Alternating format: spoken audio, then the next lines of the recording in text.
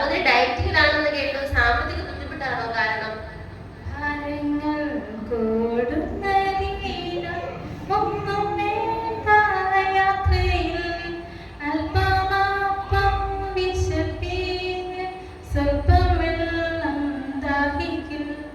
ഒത്തിരി സമ്പത്തുണ്ടോ? എനിക്കായൊരു സമ്പത്ത് ഉയരെ സകതാലരി ഒരുക്കുന്നുണ്ട് യേശുനാഥൻ. അപ്പൊ ഇവിടെ ഒന്നുമില്ല അല്ലേ? യാത്ര മതിയാണ് ഇവിടെ വന്നതെന്ന് അറിഞ്ഞു. എങ്ങോട്ടാണ് യാത്ര?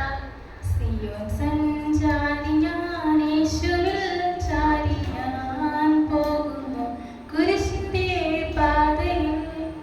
യേശുവിനെ പറ്റി ഒന്ന് പറയാമോ? ഏഴു വിളക്കിൻ നടുവിൽ ശോഭപൂർണ്ണനായി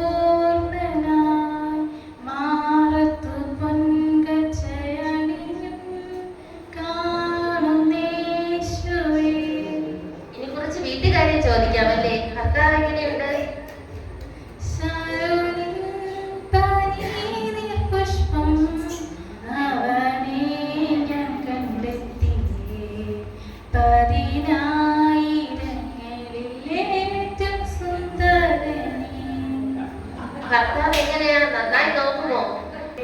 അലങ്കാരത്തിൽ പിടിച്ചെന്ന് നടത്തിയിടുന്നു ദിനം തോറും സന്തോഷവേളയിൽ. ഭർത്താവ് നന്നായി നോക്കുമെങ്കിൽ അമ്മയമ്മ എങ്ങനെയാ?